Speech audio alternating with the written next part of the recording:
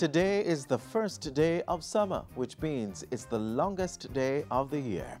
Make the most of the extra daylight by going outside to play with the family or just relax and enjoy the wonders of nature. But not just yet. We have a show you won't want to miss. Today we'll visit some fun places you can visit this summer and stop by some early childhood institution to get the basics for registering your child. I'm Adrian Atkinson and you're watching Jamaica Magazine. Stay tuned.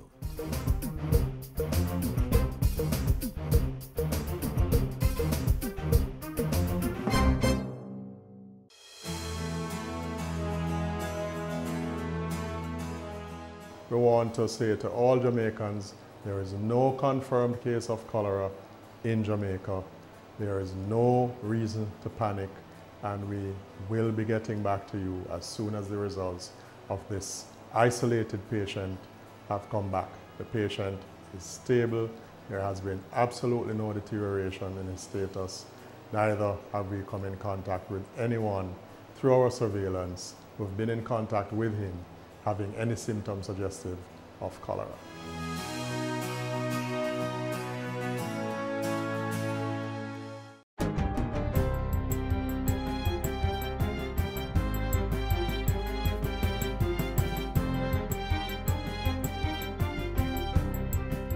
Good day, I'm Stephen McHugh, and this is your JIS News for Wednesday, June 21. The Ministry of Health is urging Jamaicans to use social media responsibly and desist from spreading unconfirmed health information. The island's Chief Medical Officer, Dr. Winston Delahaye, is making that call in the wake of increasing social media reports of cholera being identified on the island. I can categorically state that at this time, there is no diagnosed case of cholera in Jamaica. 1. 2. Even if we look at diarrheal disease, gastroenteritis, for example, when we compare the number of persons coming into our hospitals nationally with gastroenteritis to last year, this time, that number is a 30% decrease, 30% less than we would have seen last year at this time. So there's absolutely no reason to think that there is an issue of increased numbers of gastroenteritis or let alone cholera in the country. Dr. Delahaye is also stressing that the bacteria identified in a patient who is in hospital for abdominal pain and fever is not consistent with the severe diarrheal illness commonly known as cholera. While the ministry awaits the results from a sample sent for testing to CARPA in Trinidad, he points out that the patient does not have diarrhea and persons in contact with the individual have reported no symptoms suggestive of cholera. The last known case of cholera in Jamaica occurred 150 years ago. Since its reintroduction in the region in 2010, the Ministry of Health has heightened its surveillance and bolstered its capacity to identify suspected cases and mitigate any potential effects on the population. Government has received critical equipment and funds from the United States government to strengthen its crime-fighting operations. On Friday, the Ministry of National Security got a microscope, laptop, camera, and protective vests. The donation also included post-incident emergency equipment to assist with the collection and preservation of evidence, as well as supplies to aid in the training and equipping of first responders. And the Ministry of Education, Youth and Information signed a 2-year $4 million letter of agreement with the United States Agency for International Development, USAID, for the Safe Schools program. The USAID will provide $3 million, while the Education Ministry will provide $1 million, allowing the program to be expanded to more schools across the island. This community-based approach targeting children is crucial to breaking the cycle of violence and criminality that has implications for security in the community, both nationally and internationally. The recruitment of youth into criminal gangs and lotto scamming activities is the best example of what we're up against. The donation and letter of agreement followed a 2-day multilateral summit on crime organized by the U.S. Embassy in Jamaica. Participating countries signed a joint statement committing to dismantling transnational organized criminal networks. Human resource at the Jamaica Constabulary Force is to be bolstered with the addition of 100 district constables. National Security Minister Robert Montego says the addition will be realized within the next 4 months, increasing the number of police personnel being deployed on the streets. He was addressing the 37th anniversary church service of the United District Constable Association Sunday. The district constables are enrolled in a 4-month training program at the Police Training College, after which they will join the JCF and serve on probation for 2 years before being appointed permanent members of the force. There's been overwhelming interest in the employment aspect of government's HOPE program. 1,500 applicants were received by the Secretariat at an orientation and recruitment fair held at Jamaica College on Tuesday. National Coordinator Lieutenant Colonel Martin Rickman says the registration process will continue. So this is only the first step in that regard. So we put out advertisement aiming to get the first 500 because we have spaces currently for 500 to be placed. We will again be doing a similar type program or similar type day like this where we will invite other persons in who will come in and register. The HOPE program was launched by Prime Minister Holness last month. Implementation begins with the employment aspect, under which an initial 10,000 to 15,000 youth will receive training and jobs in ministries, agencies, and departments of government. And finally, nominations are now open for the Prime Minister's National Youth Awards for Excellence. The application period runs from June 19 to August 31. 15 to 29-year-olds are now eligible to apply.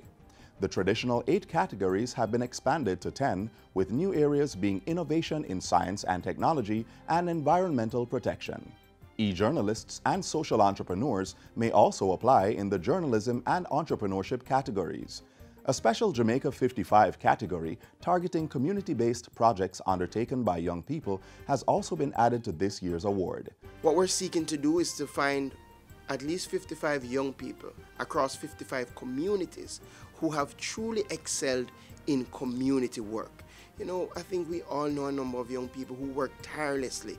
They stage homework programs, they have their youth clubs running, and we have to find them and again celebrate them and hold them up for other young people to see. The winner of the commemorative Jamaica 55 Award will receive grant funding for his or her project. Interested persons may access nomination forms by visiting moeyi.gov.jm, youthjamaica.com, or any youth information center across the island. And that's it for JIS News Today. I'm Stephen McHugh. Thanks for watching.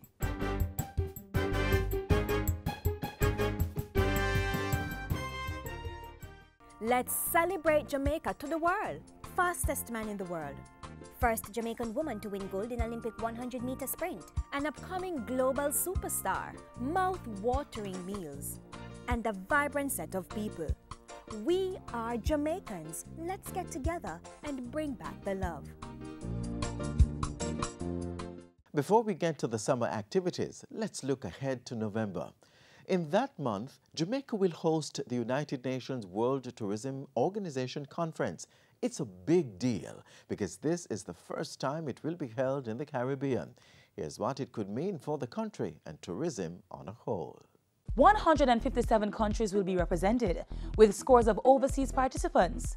Government leaders, planners, policymakers, developers, and investors will converge. Where? On the second city for what is expected to be Jamaica's biggest yet tourism conference.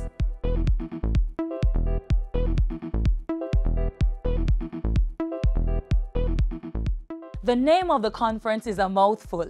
The UN World Tourism Organization, Government of Jamaica and World Bank Group, Global Conference and Partnerships for Jobs and Inclusive Growth through Sustainable Tourism. But it's important to remember this November 27 to 29 meeting because of what it represents. The conference is being held in commemoration of the UNWTO's International Year of Sustainable Tourism for Development. A historic occasion, as it marks the first time that the UNWTO will stage a global conference on tourism in the Caribbean or the Americas. The single most important international event that we are ever going to do for tourism. It perhaps could very well be also the single most important event that we have done for Jamaica. The event is shaping up to go way beyond the limits of a technical conference, but will be transactional and business-oriented. Participants will be engaged in plenary sessions and workshops on a range of subject matters. Some of the themes to be explored include economic development, financial management, job creation, and human capital development. The inclusion of the World Bank as a partner is expected to be a game changer, particularly in terms of how the conference is positioned. The World Bank provides a grand opportunity for international funders of tourism to meet with ministers, as well as private and public sector entities that have development projects and are able to access funding through these entities. So Jamaica will be the destination where several of these major sustainable tourism development transactions will take place. International development firm Caenwood International is also a partner in hosting the conference. With Caenwood on board, participants will have an opportunity to discuss and develop sound environmental solutions for tourism industry operators. Two of the expected deliverables from this conference will be an outcome declaration and the publication of the second UNWTO Affiliate Members Global Report on Public-Private Partnerships. Coming out of the conference, the UNWTO will also present a report to the UN General Assembly in 2018 with regards to the activities of the International Year of Sustainable Tourism for Development, of which the conference will play a major role. At the UNWTO, there have been much talk on the need for public-private partnerships. Still, there has been a failure to translate that on the ground in any effective manner.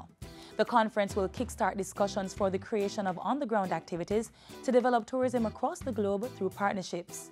This is of significant importance to developing states such as Jamaica, who rely heavily on the economic power of tourism.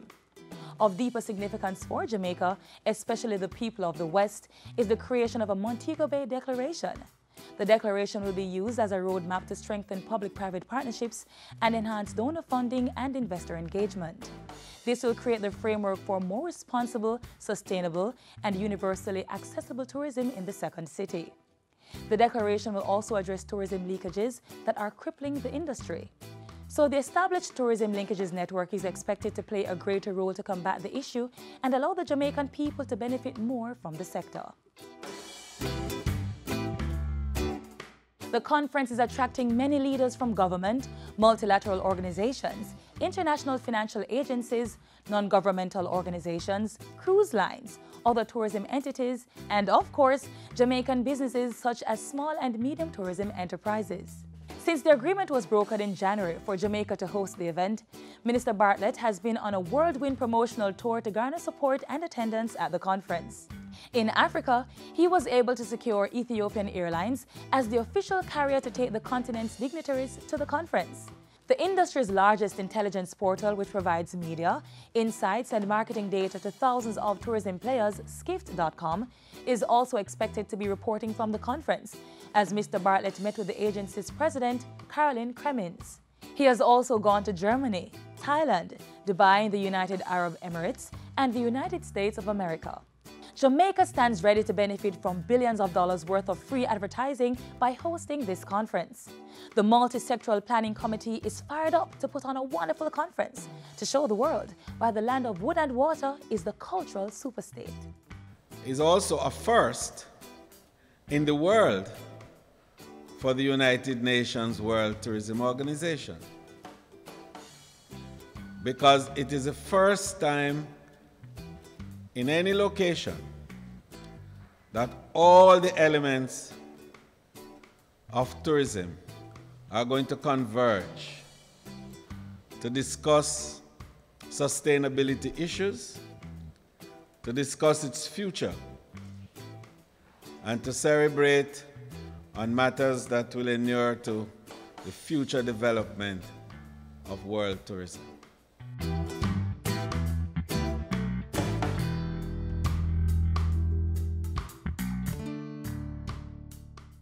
No, son. A verb is an action word. Parents need to become more involved in their children's education. Parents are the first and in many cases the most important teachers. Read with your children. Review their schoolwork. Visit their school. Tapping and rapping and slapping, I said. Nice! High five! Woo! A good education will never decay. Soon schools will break for the summer, but for parents, the work never ends. Back-to-school preparations have already started, especially for parents of children going to a new school. We know that for those caregivers of the little ones who are going to school for the first time, it can be very stressful with finding the right school, preparing the child and themselves mentally for that big milestone. Here's one thing they don't have to worry about: finding out what is needed to register the child for basic school. We've got this covered in this next feature. I'm a circle, circle, I want to be a square.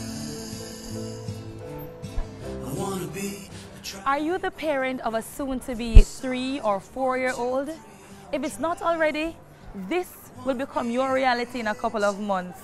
You've begun to prepare mentally and financially, and you've probably started the process of selecting a school for your child.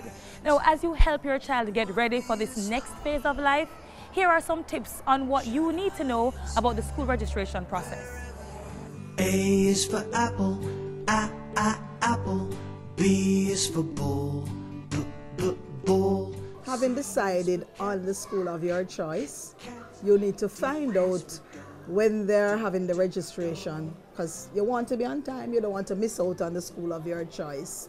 Generally, registration for preschool or basic school begins anywhere between January and May each year. Fish, G is for gorilla, gorilla. You get your application letter. Attached to the application form will be a cover letter stating when we'll have orientation, when there are meeting, when it's registration. So you follow that. It also states categorically that if you miss one of these meetings, then you automatically give up your space because one leads to the other. Having been told when the registration will be, you go to the school. They will give you the information that you need for registration. Usually you need birth certificate, immunization, and 2 photographs of the child, passport size photograph. There will be a registration fee, and you will be told when is their orientation. Q is for question, question. R is for ring. During the parents' orientation, we will have more documents for you to fill out. There's a medical that's required by the Early Child Commission that parents have to answer questions about, like medical history. You'll get your bank voucher. You'll get samples of the uniform, the patterns, and so on.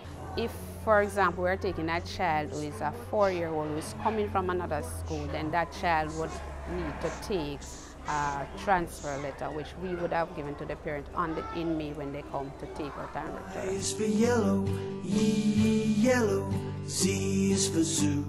That's the time you take your child in, you get a feel of the school, you ask the relevant questions and stuff like that. The orientation for the students, now that's sometimes done in a summer program or in some schools just prior to the reopening of school in September. They will have an orientation day for the new students. But basically we find that having an orientation during the summer where they'll have more time, they will meet and interface with the teacher they'll have. They'll get accustomed to the classroom that they'll be in, bathrooms and so on. They are much more prepared. I'm a circle, circle, I want to be a square. I want to be a triangle. And that preparation begins at home. Help make the transition as smooth as possible. Moving from home or daycare to school is a big step. So start talking to your child about going to school. Make the conversation fun. Play dress up. Put on the school bag. Use a coloring book. Whatever it takes to get your child ready for this next great adventure. Wherever you are, I'm a star, I'm a diamond, I'm an oval. Child neglect is a big no-no under the law. Parents should not leave children by themselves for a long period of time without supervision, care, or food. And even if we get in trouble with police officers, they should not beat or harm us. The police should protect children. In fact, it's the duty of all adults to get help for us if we are being harmed or abused. And boys and girls, we too have a responsibility to get help for ourselves if we are being neglected or abused. Let's not keep it to ourselves. We should talk to an adult we can trust. We should not stop talking until abuse stops, and we should not feel guilty or blame ourselves about it. Here are some agencies and persons we can call for help. The Police Special Unit for Child Abuse. They can be reached at, do you have a pencil and paper ready? The number is 926-7318. That's 926-7318, or you can simply call 119. You can also call the Friends Children's Hotline at 977-5754 or Jamaica Coalition on the Rights of the Child. Their number is 970-1776.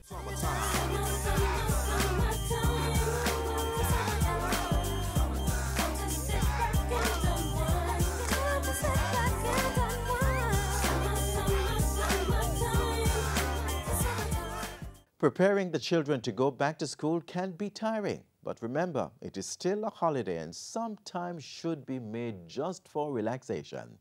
Here are some places where you can take the family for a good time.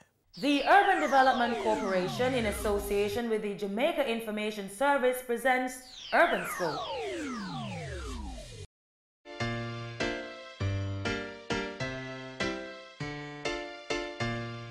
Wondering where to go for fun, excitement, or the opportunity to hang out with family and friends?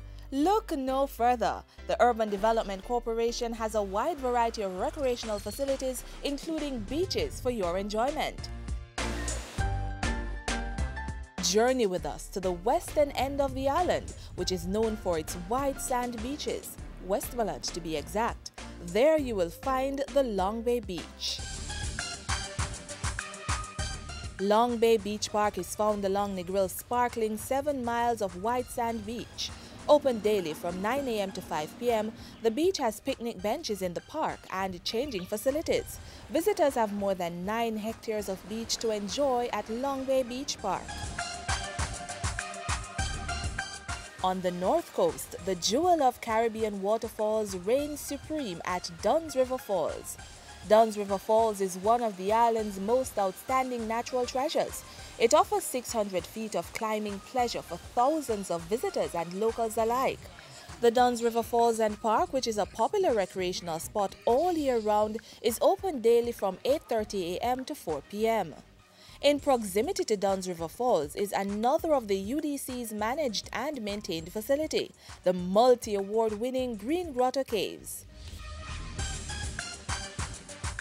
This tourist attraction includes a guided tour through an active cave system. The experience is educational, historic, cultural, and a soft adventure. During the tour, emphasis is placed on protection of the natural ecosystem as the caves operate within the tenets of an environmental management system. The caves were the first worldwide and in the Caribbean to be awarded Green Globe certification. This certification confirms that the Green Grotto Caves maintain good environmental and social practices. Green Grotto Caves is open every day between 9 a.m. and 4 p.m. and has other facilities and amenities such as restrooms, a snack shop, a logo shop set on well-manicured lawns, and gardens. So we showed you those breathtaking beaches and recreational spots along the north and west coasts. Now it's time to travel to the east. There we'll explore the picture-perfect Reach Falls in Portland. These pulsating falls are situated in a luxurious tropical park found along 5 miles above Manchonil, a small fishing village. The attraction features a cascading waterfall, a picnic area, and a nature trail. The lush greenery of the montane forest and the refreshing pool beneath the waterfall promise a memorable experience. Reach Falls is open Wednesday to Sunday between the hours of 8:30 a.m. and 4:30 p.m. In Helsha, St. Catherine is the Fort Clarence Beach for the beach lovers. The 16-hectare beach park is a popular family fun day and picnic spot. It's also an ideal relaxation spot for residents of Portmore, Kingston and neighboring communities. Our white sand, fish and bammy and a clean atmosphere is one that guarantees the best beach experience. So this weekend, why not treat yourself? Opening hours are Wednesdays to Fridays from 10 a.m. to 6 p.m. and Saturdays and Sundays from 9 a.m. to 6 p.m. So when thinking of where to go for fun, excitement or just to hang out with family and friends, remember to choose from our beaches, Long Bay, Bluefields, Duns River and Fort Clarence. And for other activities, there are the Green Grotto Caves, Two Sisters Caves and Reach Falls. The Urban Development Corporation, maintaining some of the island's finest beaches and recreational facilities for your enjoyment. The Urban Development Corporation has a number of properties available for lease or sale. These are the Catherine Hall Entertainment Complex in Montego Bay, Caymanas Golf and Country Club in St. Catherine, Cotton Polyester Complex in Old Harbour, St. Catherine, Ideal Warehouse, Water Lane, Kingston, Chapel Lane Market in Kingston, and Sea Castle Apartment in Rose Hall, Montego Bay. To learn more about the work of the Urban Development Corporation, call 922-831-024 or visit their website at www.udcja.com. You may also follow them on Facebook, YouTube and Twitter or visit their information center on the ground floor, Kingston Mall, downtown Kingston. Urban Scope was brought to you by the Urban Development Corporation in association with the Jamaica Information Service.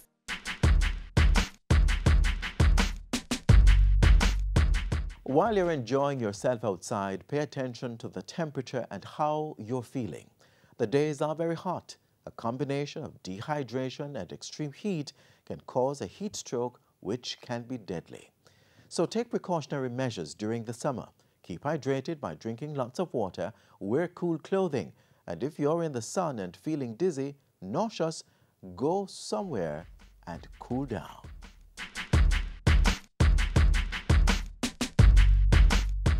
Speeding through life and the traffic lights till somebody get hurt and the tears start cry. Save a life for the kids, for you and I, save kids' lives. Make the road safe whether day or night, for pedestrians, passengers, cars and bikes. Save a life for the kids, for you and I, save kids' lives. Hey man, it's our job to keep the road them safe and protect care of the youth them so we know them safe and obey the road code. Don't race, no bother with the speeding case, make face and check your light them and your tires and brakes. Riders and the pillions who left the helmet. I put on the cell phone, no send no text, no matter what color they on your plate. When you're on the road, take your time. When you're on the road, bear this in mind. When you're on the road, you can save a life. When you're on the road, when you're on the road, I beg you please be safe.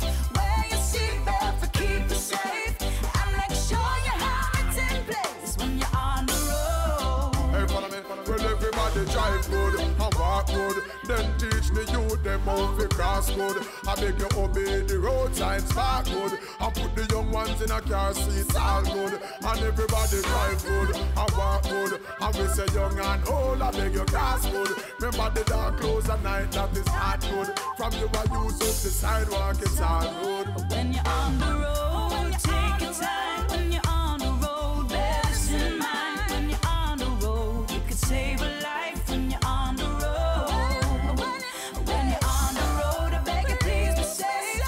Wear your seatbelt to keep you safe, and make sure your helmet's in place. When you're on the road, when you're on the road, when you're on the road.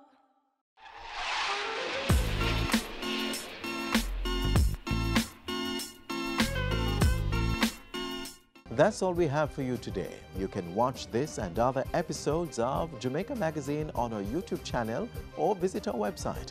We would also like to hear from you, so visit our social media pages or send us an email. I'm Adrian Atkinson. Remember to keep cool and do take care. This has been a production of the Jamaica Information Service, the voice of Jamaica.